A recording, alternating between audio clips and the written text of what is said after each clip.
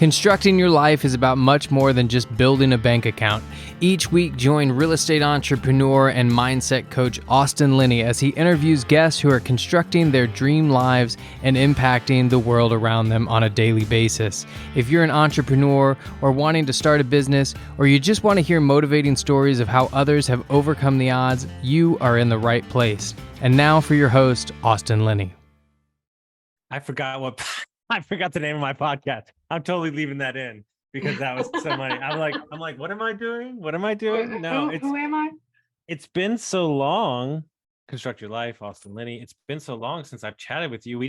There was a time when we did so many podcasts together, and you were literally like a couple of months away from leaving your job. You left your job, and now you own so many things in your real estate and everything. And we have Mandy McAllister here. But before we get into like everything you're doing now, how long after leaving your job did you say to yourself, man, I should have done this years ago? Or did that ever happen? It's so funny how it's been. I can't imagine living life a different way than being in control of my whole everything, but it's also not without its own stress.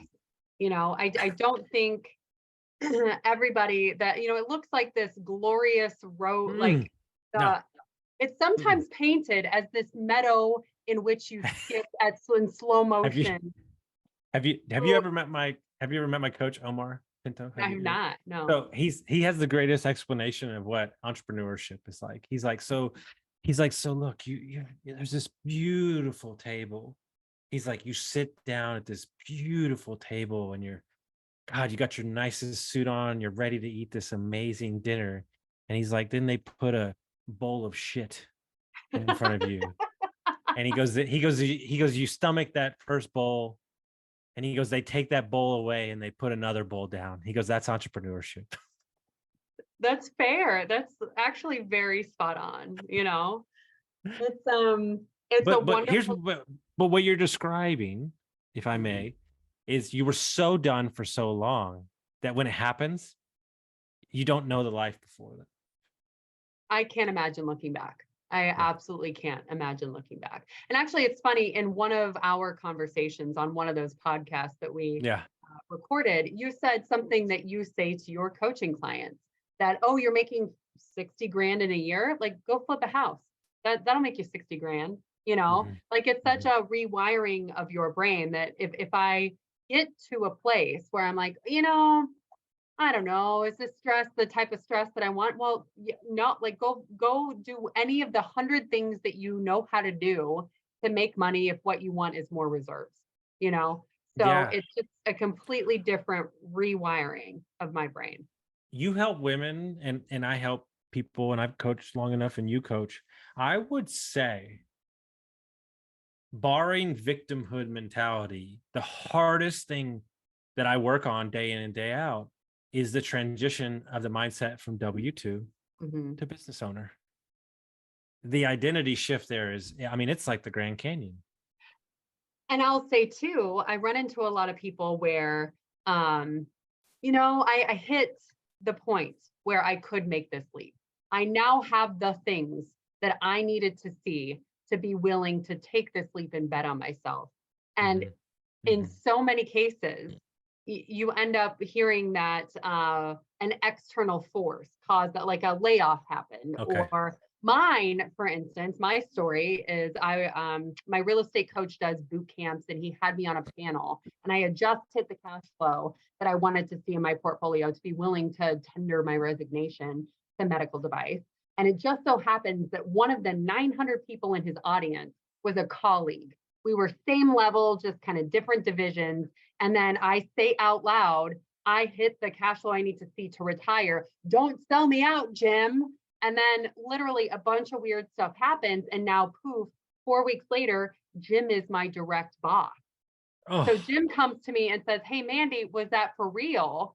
So it went from this, like, I could have kicked the can down the road thing to, oh my God, the baby's coming. I've got to do something about this, So I'm not here to say that I'm anything special. I had the same feelings.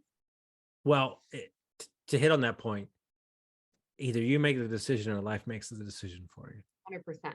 Perfectly put. And the problem is that 90% of the people out there waiting for life to make the decision for them. And it might not, you know? Yeah, and it might be as not, and then lucky you as I just was. live it, and you just live in a mediocre life. You know, Mhm.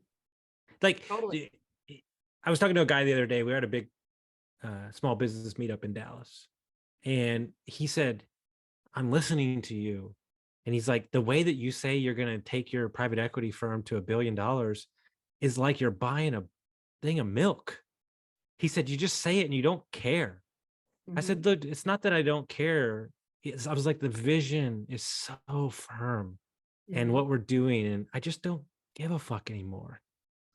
I'm not, dude." And that's what they think the difference is. It doesn't mean I'm not scared.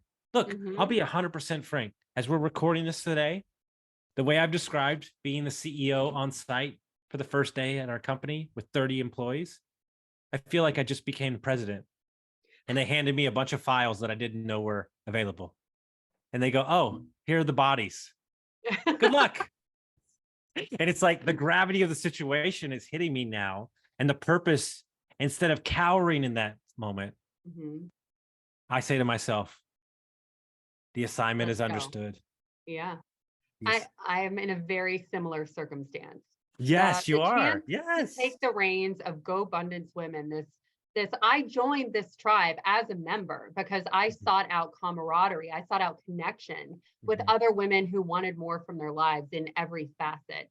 Yes, mhm, financial freedom, but more connected relationships, more, focusing on their health, more, giving back, like all of the things that matter to me. And now, like, people look to me to have the answers. And mhm. I have these instincts of what I feel like would feel right as a member, and I'm just following those. Also, at the same time, knowing that sometimes the best decision is any decision at all, because we'll Yeah. go figure it out. All right, that didn't work. We can pivot, but the inaction is the stuff that gets us nowhere. So, Well, what can the I do? inaction is a representation of, it's not, here's where we're at, right, in society, right? If you look at a whole, is Mhm, I'll just use my sector, right? Plumbing and HVAC. It's mhm. an entire sector of business that's littered in broken promises. Well put. That's the game, right? The owner that said he was going to bring this stuff in and didn't. The trade school that said they were going to do that. The job that was promoted, that was promised, that wasn't. And so all I have to do to win is do what the fuck I say I'm going to do. Well, and if you're unsure if it could happen, like being clear and upfront about it, because people can take bad news, they can't take no news. They can't Ah, take they can't take nothing, right? exactly. Once again, I say it almost every podcast. My favorite quote, 1930s poet George Bernard Shaw. The single greatest problem with communication is the illusion that it's taken place. It's a perfect quote It is. Yeah. because it's life. That's corporate America. Mhm. That's everything, right? It's Totally. it's the inaction, but more importantly, it's the improper communication that's happening within oneself. Exactly. Yes. The easiest promise not to keep is the one to yourself. You know, the negotiation of, oh no, I just went to the gym yesterday. Oh no, I could follow up on that tomorrow. It's whatever your standard is that you bring into the world that allows for things to move forward or not to move forward. 100%, right? And so when, as much as you can share, and I don't know how much you can share, walk me through. So you're a member of a mastermind, Mhm. and I don't know if owning a mastermind or owning a women's group was ever in your wheelhouse or something that you even thought of. When the opportunity gets presented, or it's even on the table, what's the first thought that comes across the table for you in your Holy head? shit, am I the right choice? Holy Okay. shit, can I do this? That Mhm, the imposter syndrome stuff that I don't think ever goes away if people are mhm, completely mhm, honest with mhm. themselves No, no, no, and it not never does. It egomaniac. never does. Yeah, unless Yeah. you're an egomaniac. I feel Well, like one of the memes I saw was the only way you would have imposter syndrome if you already passed what you didn't think you could do in the first place. very true. By the way, I would just like to go on record because you and I haven't spoken about a year, yeah, give or take. I remember where I was, Tahoe. I don't think there's anybody on this planet that's more of the right person to own a women's group than you. thank you. That means a lot to me. And I mean that wholeheartedly. Look, we have not talked in a year, and look how we're flowing, you and I already. We're the same person. You know, you're the woman version of me. I'm the woman version of you. Like, you know, because I don't think I said that right, but it's okay. It's been a long day. So what ultimately does is it's not even the fact of can I do this? And I don't want to speak for you, but it's the fact of do I want to wear that responsibility? Mm. And do I want to show up for these people to make this experience better? And the answer to that is a resounding yes. Yes. Day after day. And do I feel like I have identified as a member first the handful of things that if we just 2 millimeter tweak them, that magic would be unlocked? Yes, I think I absolutely see those things very clearly, and I'm attacking those things as we go forward to make things feel more magical and engender more, connection and ability to move forward in our businesses and in our lives. So it's a really neat thing, but it's also just it's figuring it out as we go along, And I don't, call me naive, right? Because most of my clients are men. I had a woman the last 3 months. She just graduated today. That was a great experience. I had a couple. What is it about, right? I think you look around, there's a million guys groups for this, that, and the other. There's not a lot of, at least from my friends that are girls that have businesses, not a lot of women's group out there, but I feel like all women are searching for that camaraderie, somebody they can talk to. I feel like women, especially just people in general, but especially women, are communal people. And the grope into darkness hunter mentality is not terribly natural for women. And I mean, if you come to my house and you're my girlfriend, I'm going to hand you my baby. Like we thrive on communication and togetherness. So the going out as a solopreneur, I felt completely alone because I would love in medical device to say, oh, let's workshop this problem. How would you deal with this? This IDN is, XYZ, right? So I didn't have that in my entrepreneurial journey. So that is why I found this group, and now the chance to really allow for space to create those spaces where you're not alone as an entrepreneur and you're not a bad person if you're, if you want to get a high five for closing on a $4 million building, and sometimes in normal lives, like I feel like I wear a bunch of weird hats. Well, your drive and my drive can suffocate others. And 100%. And it rips the oxygen out of the room because people are like, do you really don't you have enough? Isn't it enough? Do you really want all that? Is that a thing?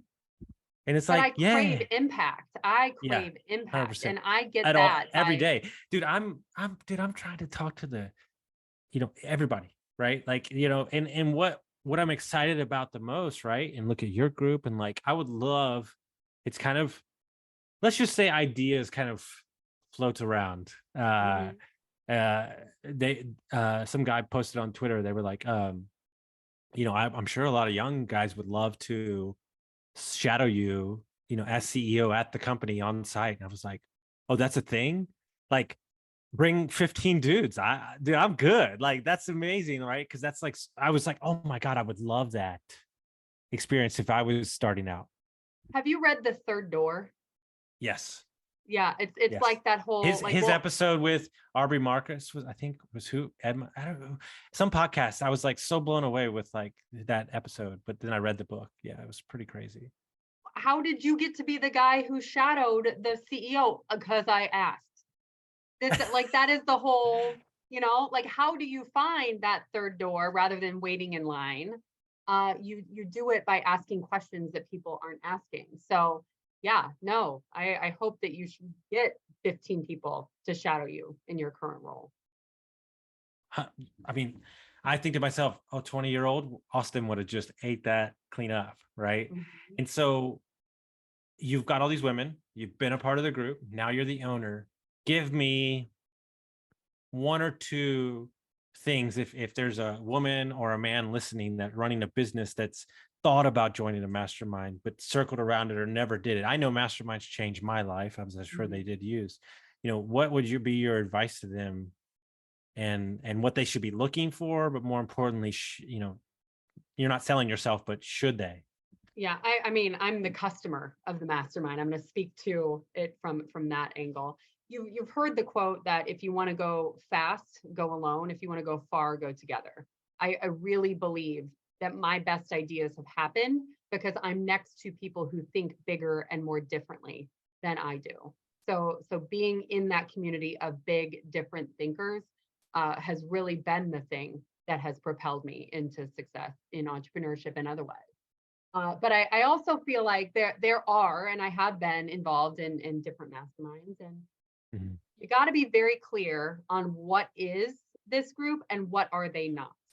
Like this is a conversation I have pretty frequently. If the only thing you want is to increase your net worth, I'm not sure GoBundance Women is your place, right? If what you want is to get vulnerable and discuss your fears of not showing up for your kids as a mom because you are running after your entrepreneurship dreams, that's a conversation that's for GoBundance Women. Well, that brings up an interesting point.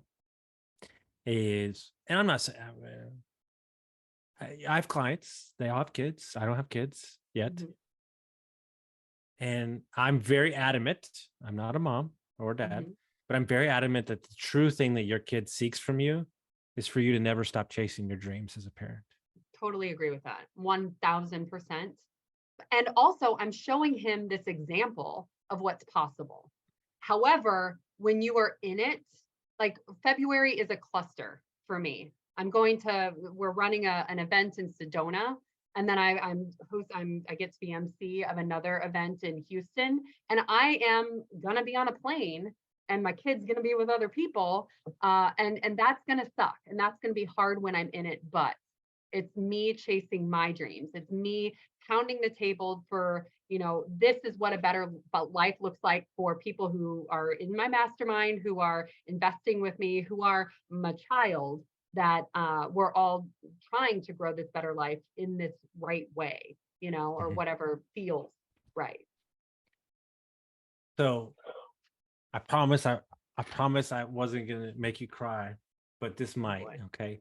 So as I talked to you, this was not the last time we talked, but it was a time we talked.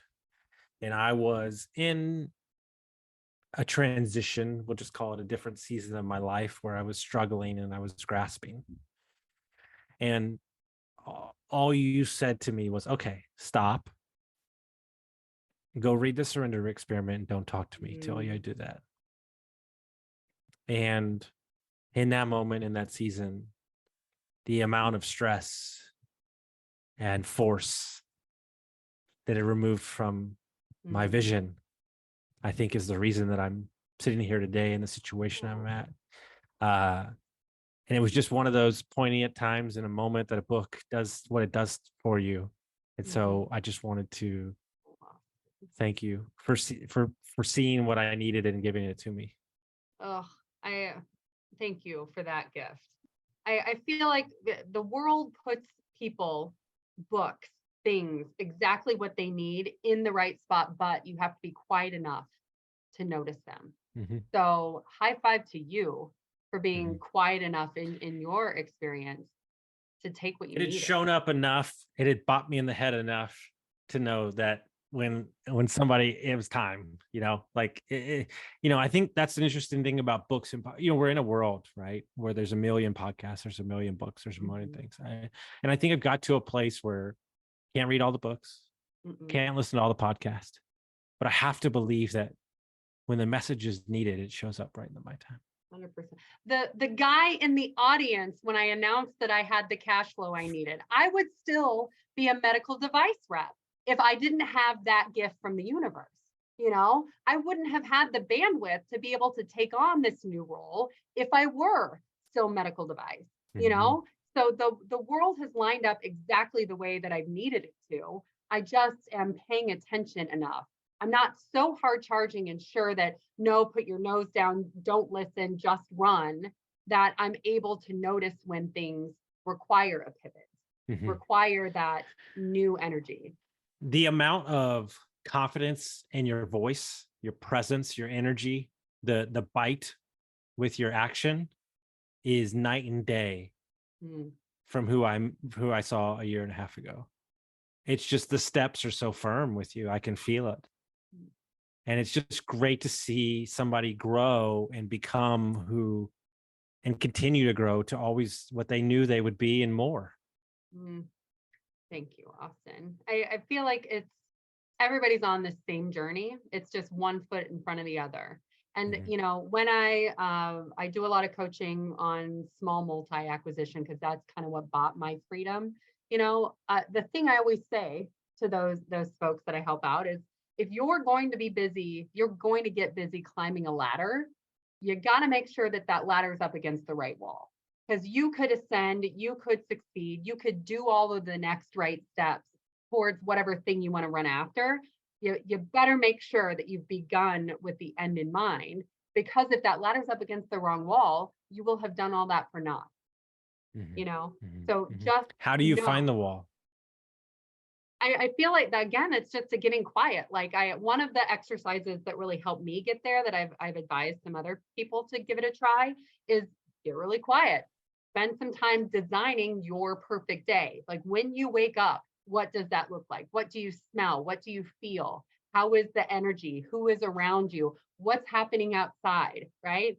Do the same thing for the afternoon. When you go to work, what type of clothes do you put on? Is it busy? Is it something that you're around a lot of people? Is it something that you get to work in kind of a solitary type environment? Where do you go for lunch? When you're going to wind down at night, what does that look like? Do you have a lot of family around you? Are you doing sport stuff with your kids? Are you having a glass of wine with your spouse? Are you having a quiet moment for yourself in a bubble bath, or whatever those things are? You're going to be able to dream up the things that exist in that one day. And your life is nothing more than a whole lot of days strung together. So if you can design one perfect day in your mind's eye and live your life towards having that day, then you're going to have an incredible life. For me, and you're going to identify a bunch of stuff in the process that, like, in doing this, I'm like, yeah, I wake up smelling coffee. I'm like, holy shit, I could just set my coffee pot and I'm going to feel like I'm living my best life. Oh my God. So now every morning, 6:40 a.m., I wake up smelling coffee, because I give myself that gift, because I put this thought into it. So it's showing up for yourself, figuring out what that one good day looks like. And that's really how you design, you construct your life, as it were. See what I did there? I mean, I see that's just enough. You know, the hardest thing that I've dealt with, and it's different because I'm the owner and boss and CEO, so they have to listen to me. But the hardest thing I found, because I've done multiple groups and I've been a part of masterminds, is keeping the pot of energy stirred is mind-numbingly exhausting / something that I always like is in the back of my mind. Is it because the mastermind has so much a track record that you can keep it going? You know, do you ever feel a gap of energy, and do you have to supercharge it? Like that to me would be the hardest part about owning and operating a group like that. Showing up with jazz hands all the time. You know, so much of it is identifying the leaders within the group. You know, like we have one of the big things that we do is, if you love short-term rentals, let's say, then there is a short-term rentals micro tribe that meets, right? Like, and then go show up and meet with those people who love short-term rentals. Or if you love apartment buildings, go to the micro tribe that's associated with that. If what you want is to live your life so you can live to 100, make sure you're seeking out the other individuals who want the same thing for their lives. And the person that we put as the leader is someone who shows up with a ton of enthusiasm as well. I love that. So you're still investing in apartments, right? you doing that on your own, or is this mainly the focus now? So I feel like where we're at in the market, I'm still Yeah. an apartment investor. I still am a Class B growing market in the Midwest idealist, right? I'm not finding a ton of that stuff that works. So what I'm doing is I'm as patient as I possibly can be, and building other stuff while I'm waiting. The cool thing about the approach that I took on with this whole apartment thing is I saw lots of syndicators who came up with me in this multifamily stuff. And if you're syndicating, you end up having to go find another deal to get that acquisition fee to like feed your family, right? That's not the approach that I took. Like I'm living off the cash flow from the assets only. So now I have this floor of income that I get to go, I basically like bought myself an annuity. I bought myself like the pension plan so that I can go out and swing for the fences, try to build a mastermind that is going to change a ton of lives in the process. An extremely important conversation. And I wish, it's funny, right? People see me on the podcast, they see me on other people's podcasts. My friends have podcasts. They're big, their own businesses or apartment guys, all that stuff, right? Mhm. Every time we get on the golf course, we only talk about one thing and one thing only. What's that? Do you really have to scale? Yes, exactly. And I end up on, oh, I don't want to do a duplex. I'm only doing 100-unit pluses. Well, you know what? The deal that I last syndicated, 104 units. I raised $1 million, did a ton of due diligence, do a ton of like the same calls that I do for the stuff that I own on my own. What percentage of that deal do you think I own? Not a lot. 1.8%. And let's back up and do that math. 1.8% of 100 units is roughly 2 damn units. Why am I more thrilled about 104 units that I own 1.8% of than I am a duplex that cash flows $4,000 For no reason, dude. For no True reason. story, guys. Good luck finding me. I'm not telling you the city I'm in, okay? But I just got to tell you the story, because if you come here, I will destroy you because we are taking over, okay? But true story. So all my guys that work for me, they love real estate. They want to learn about it, right? They're young guys. So he brings me this fucking deal, and he has it on a spreadsheet, and he says, "Hey man, could you look at this?" And I'm like looking at it. I'm sitting right in the chair I'm sitting right now, and I'm going, excuse me. And he was like, "What?" And I go, "Are you fucking shitting me?" And he goes, "What are you talking about?" I go, "Dude, if this is what's in this town, I'm buying the entire counties, everyone." He hands me a property that he picked up for $12K, 8,000 remodel, 20,000 in, 40% cash on cash return, renting long term. I'm like, why am I buying in Austin, Texas again? When you get older, look, I think life's like this, right? Life is in seasons. When I was 20, I wanted all the sizzle, the sex, Airbnb. I'm talking to sales guy and marketing and all that stuff. Now all I do is meet with lawyers, insurance brokers, bookkeepers, CPAs, and I want none of the flash, because now we're building wealth. Yes. Now you're actually playing the game rather than talking about playing the game. Exactly. And so many people get caught up in Amazon stores and all this shit, and all that's fucking great. But what I'm really digging into is through the small business acquisitions in a neighborhood. I have 30 to 50 employees, which are impacted from me directly, which then have kids and family members, which are impacted me, which then their brothers and sisters are impacted. Boom. So now we take that impact from 30 to 50 to 100, right? Okay, then we do real estate in the community. Now we go from 100 to 1,000. And so now in just a couple of acquisitions, now we're impacting the thousands that I wanted. Mm-hmm. And so in my opinion, it's a perfect silo to fulfillment, but also good business.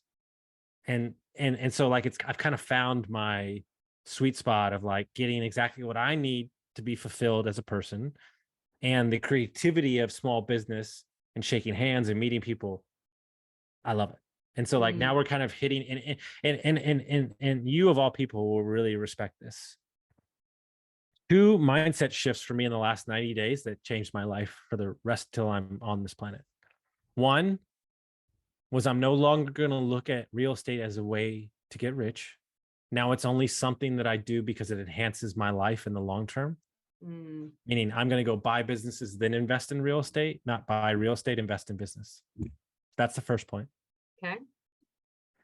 You want to talk about that one? I want to give a little commentary on that. So I feel like once I started examining business versus real estate, if I'm going to buy an apartment complex at a 4 cap, what I'm basically saying is I'm willing to pay $25 for every dollar of cash flow. That is what it works out to be, right? Like that's just the math.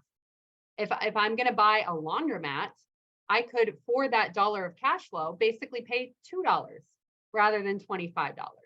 So if what I'm saying, the, forever money, the bucket of things the bucket of assets that's going to pay me forever, that is the most historically proven asset class in the entire world that I can buy on non-recourse debt, is the Class B apartment building stuff that I love.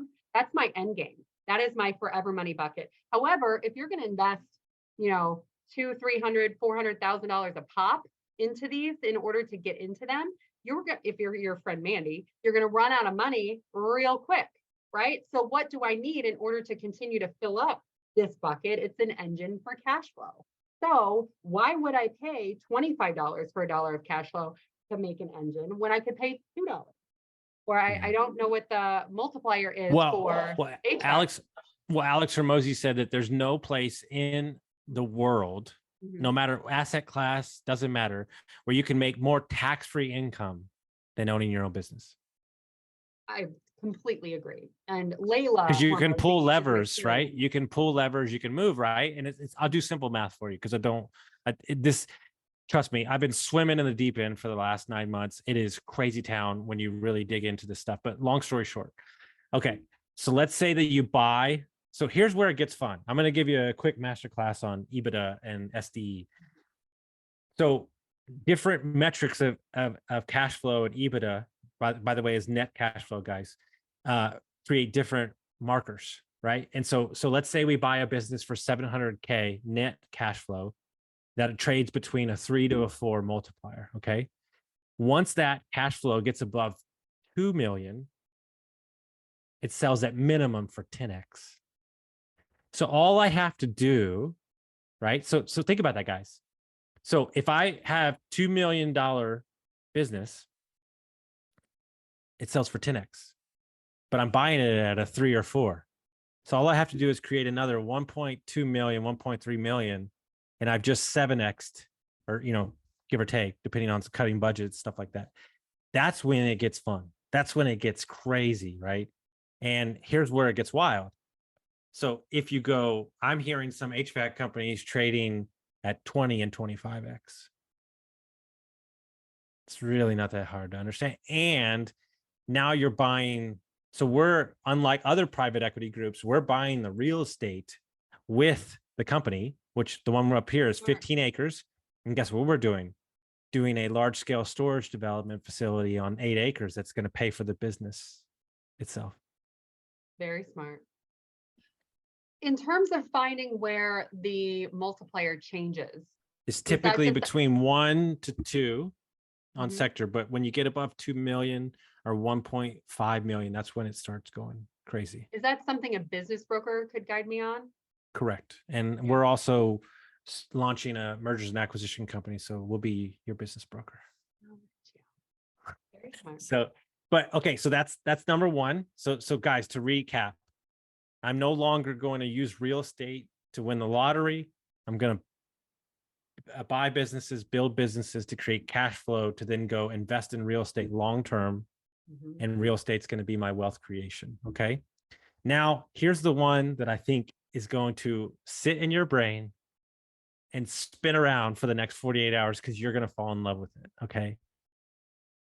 I only want to attack things in life moving forward.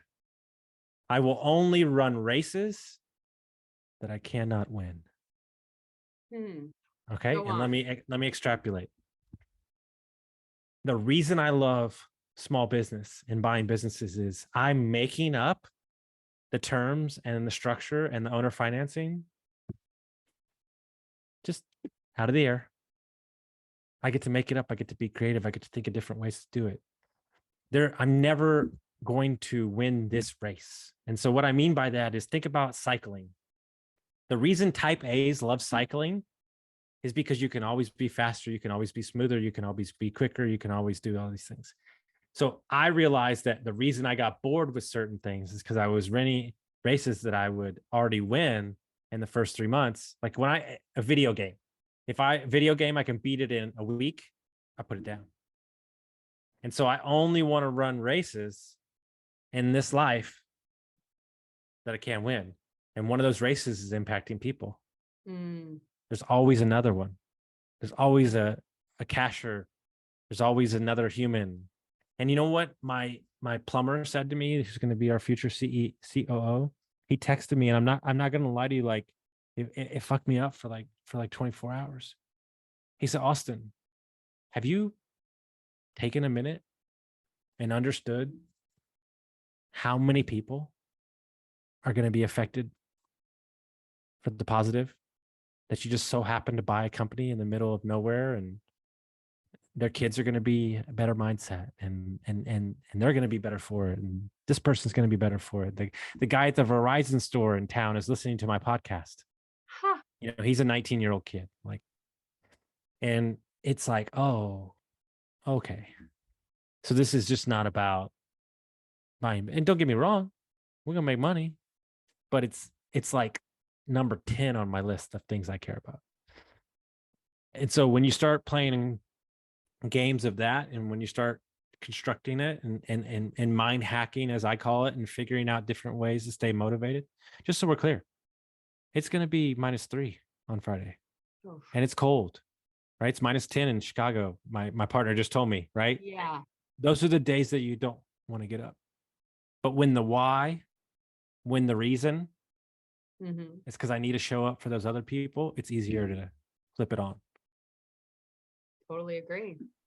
It is, when you put impact first, it's this Tony Robbins idea of the 6 human needs, right? Like when giving and growth are the things, when contribution and growth are the things that lead your life, it's a very different life than if you're trying to be the one that looks important, or the one, you know. I just have to say, like, I'm so happy for you. You have no idea.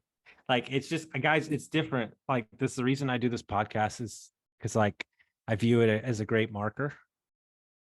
And to see you and what you've created, and what you know, somebody, you know, one of the kids that used to work for me when I was a GM at a restaurant DM me the other day, and I haven't talked to him in like 5 years. And he goes, hey man, it's awesome to see you do everything you said you were going to do. And you did the same. Thank you. It's one foot in front of the other, and there's no shame in pivoting if you decide you want to pivot, but to not try at something because you're scared you won't get it, you know, like that makes no sense at all. Like my 12-year-old girl whose life I'm in didn't want to try out for the volleyball team because she was nervous that she wouldn't make it. Well, what's the difference between you trying out and not making it and you not making it? The result is still the same. The only difference is you don't get to show up for yourself, right? So the worst thing that I think any person could do in the single life we get 4,000 weeks. If that's not a book you've read, you absolutely must. Like, do the math. A normal life, 80 years, 50 weeks a year, 4,000 weeks, that's it.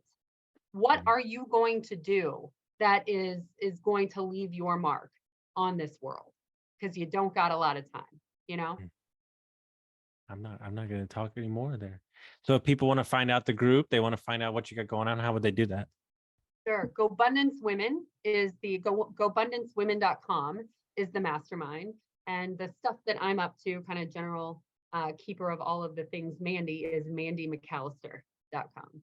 Awesome. Well, guys, if you like this episode, send it to a friend, and we'll see you next time.